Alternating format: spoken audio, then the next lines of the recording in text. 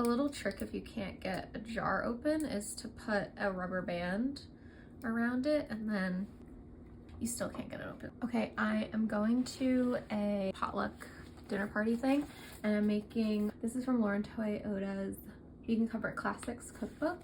I'm making the big fat Greek potato salad. I already made my potatoes, which I'll show you how I did it. Just cut them in half, added olive oil, salt, pepper, and I randomly had like a sample of this Greek oregano that I put on there.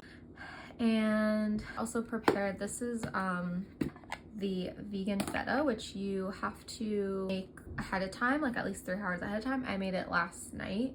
And now I'm just chopping my veggies. I already cut up some red onion. Also calls for some green pepper. The feta, by the way, is just white wine vinegar, some sort of non-dairy milk, lemon juice, salt, garlic, and dried basil.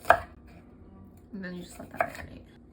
I was supposed to be at this party like 10 minutes ago, but here I am. Some cherry tomatoes or grape tomatoes. What's the difference? Does anybody know? These are some Kalamata olives, some pepperoncinis. I love these. Oh, just a few of these are taters, our tofu feta. I forgot the cucumber. Why do they insist on putting these condoms on English cucumbers?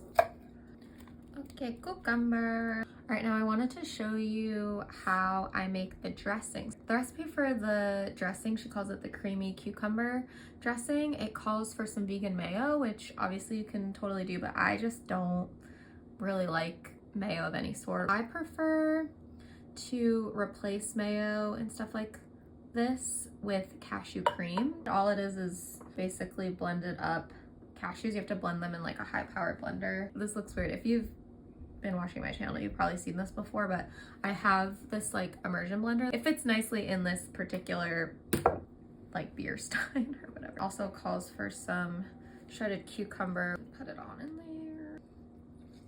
Garlic, apple cider vinegar. Oh, it calls for fresh dill. I don't have any of that, but I have dried, so that will have to do. All right, and then just some salt and pep. Now, because you're using the cashew instead of vegan mayo, it might be missing like some of the fattiness. You can add a little bit of olive oil in if you'd like. Taste it and see. Wow, it's so beautiful. It's so colorful. A drizzle of some good quality EVOO. All right, here it is in its glory. Now I gotta run.